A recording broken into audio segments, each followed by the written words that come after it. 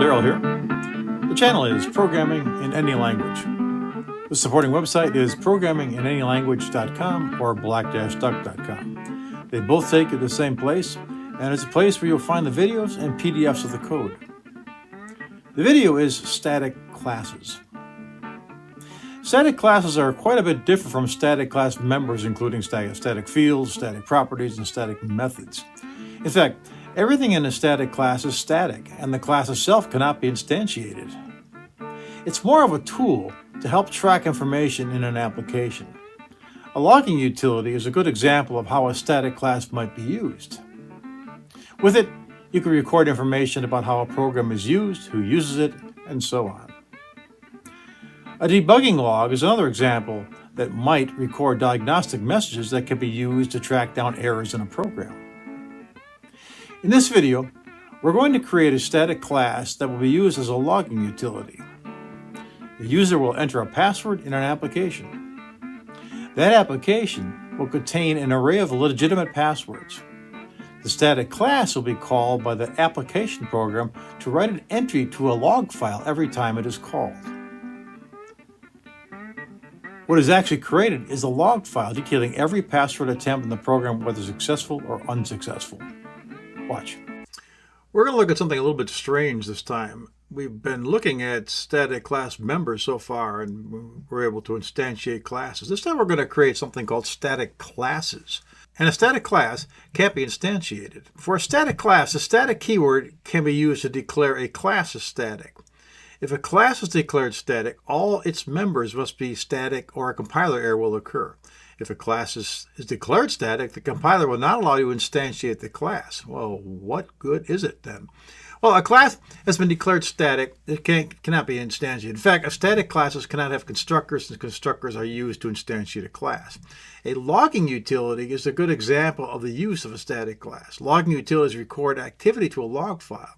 Log files are used for a variety of purposes. They might record information about how a program is used, who uses it, and so on. A debugging log might record diagnostic messages that can be used to track down errors in a program. So basically, they're utility-type programs that work with other applications. Very different from what we've been seeing so far. Here's a good example. If we look at the static class example, we could have a logging utility, basically. And we might have an enter your password type thing, and somebody's going to type in a password, and then we continue. The password's either going to be successful or it's not going to be successful. You can track this information. Whatever the person types in, when they press the continue button, and whether it's successful or not can be recorded, passed to a static class to record the information in a logging text file of some kind, or any kind of logging file, and hang on to that information. You can use it over and over again, basically, to record what's been going on. In fact, if we look at this, in this bin debug folder, you're going to find before initial execution, you're going to find your logging test program sitting out here. It's all set to go. Once you start the program up, you're going to have a log file.txt being created. And that's going to be handled by the program, but the static class is going to do the work on this thing. You basically be able to take that log file, and you can look at the continue button's been clicked. The user entered my password. My password was found in the array. Valid is true. Another one, continue button is clicked. The user entered 1, 2, 3, 4, 5, 6. It's false. Continue button is clicked. The user entered 1x34 $y. 1x345 $y was found in the array. Valid is true. Continue button is clicked. The user named Ducky. Valid was false. So it's basically tracking the successful attempts and the unsuccessful attempts of a logon procedure for a particular program. This is what the log class looks like. It's basically fairly simple. There's a area here to write a message to the log file. Public static void write log string file name string entry. So it's actually requesting, or it's expecting a file name to be popped in here and some kind of an entry. It's then going to take a stream writer, append text to the file name. So you're going to take a file and you're going to append to it, and you're going then to write the string entry and then close the file. So it's going to be opening and writing one line and closing it over and over again as it's called. And you also have a clear log file in here as well, where we can actually, when we start the program, we can clear the file name and basically have nothing there except the file itself.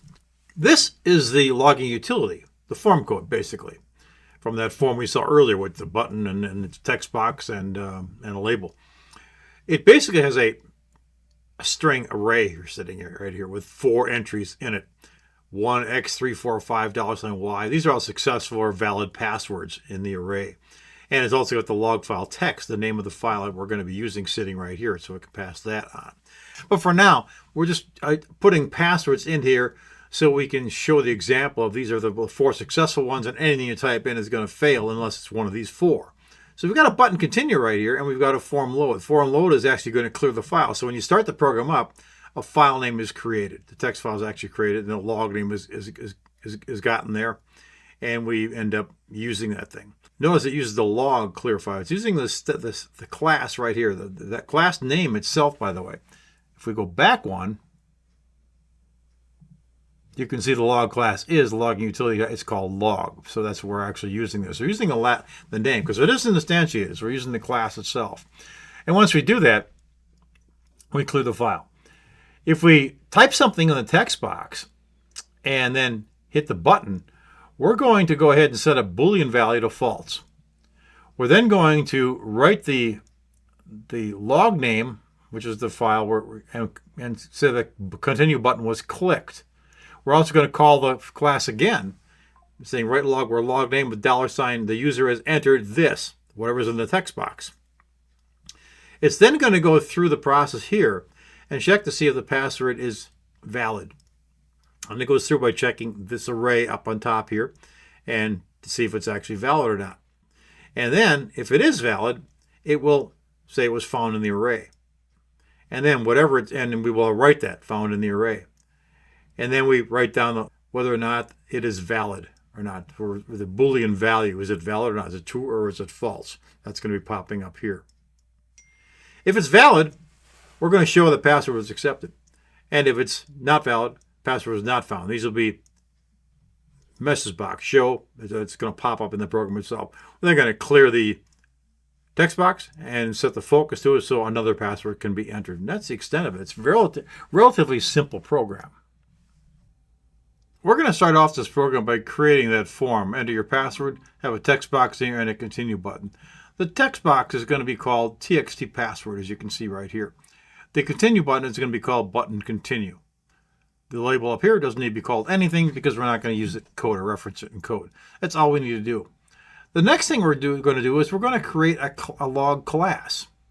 So it can actually do this. So I'll go to my area right here and I'll do an add and I'll do a class. And what I'm doing right now, I'm going to name this thing log.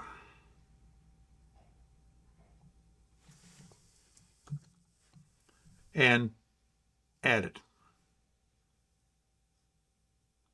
That creates my initial log file. And all I need to do here is basically write the code that I'm going to use to handle this thing. So in between here, I'm going to be putting in a couple of things. I'm going to put in the code to write a message to the log file. And that's going to go in right in here. And it's basically going to be, it's going to accept the file name, and it's going to accept some entry from the calling program. It's going to take that entry from the calling program and write that out to that log file. So it's going to write the log entry file, and then it's going to close the file. That's all it's going to do is it's going to be a write thing. So that's all we really need this file to do. We need this static class to do. We're going to add one other thing, though. We do want to add a way to clear the file and create a brand new one. So we're going to go ahead and do that. So right under this, we're going to put the clear. And here we're going to clear an existing file. So if we call this statically clear log file and pass the file name, it's going to create the text as a file. Instead of append, we're going to use create. So we're going to create nothing. It's going to put nothing there. So it's basically going to create a file so it's there. And we'll use this on startup when we actually start up the program. That's all we need to do to the log file. It's basically going to be a utility program or a utility file that's going to write information to a log file for us whenever we call it. That's it. That brings us to the form code. If we look at the form itself and go to our code, we have nothing in it right now.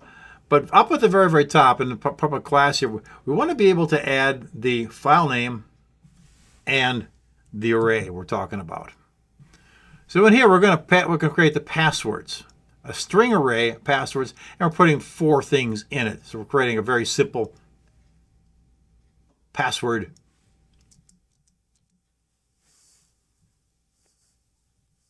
So creating a very small array of just 4 items in it, and not even being used. That's why you see it blank here. And we're also going to call the file name logfile.txt. So our program is going to dictate the name of the file and pass that to the static class. When we start our program, we're going to have form load do something. And form load is simply going to clear the file. That's going to look something like this. All that's left really for us to design is the button. We've got a text box sitting up here, which I'll refresh your memory, and it's called text password.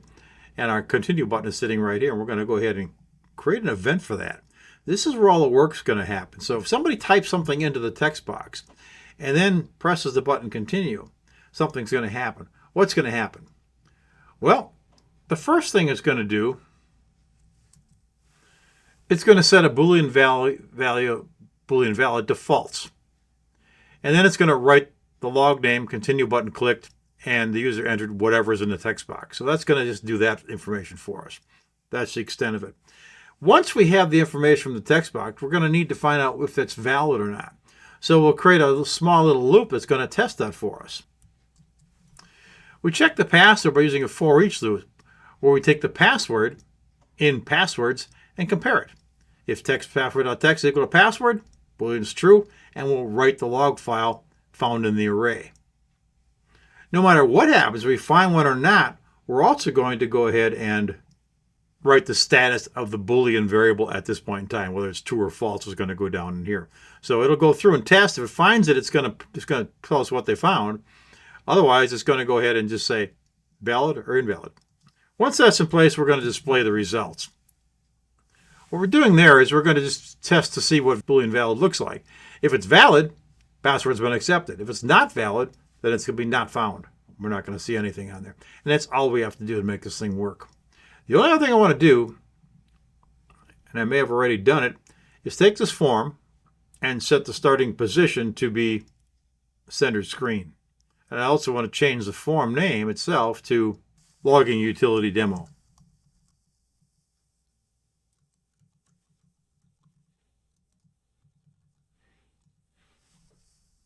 And then save it all.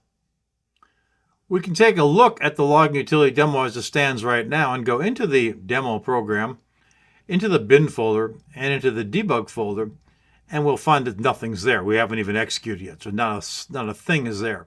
As soon as we start this thing, we're going to end up with our login utility. So let's take this off to the side, and let's go ahead and hit a start here.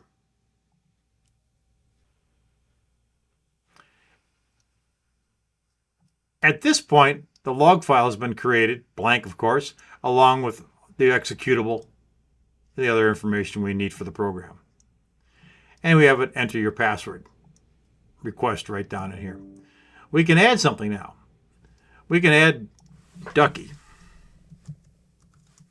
Sounds like a good password. Go ahead and pass it to the continue button, and we got a password not found. Okay, let's try something else. Let's try just Ducky.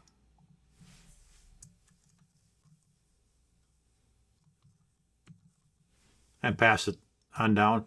And password was accepted. So we get that information there. We'll do one more here. Maybe two.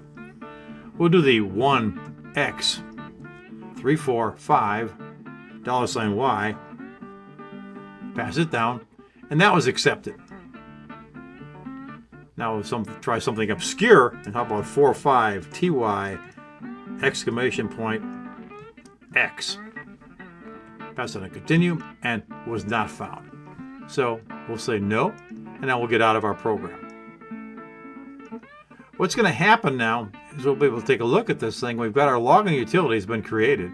We can double click on it as a text file, and up it comes, and it's got Ducky was entered first. That was false.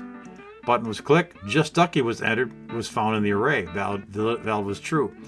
The click button was continued. 1x345 $y was entered, and it was found in the array. It's true. Continue button was clicked again. The user entered 45ty exclamation point X, and that was a false.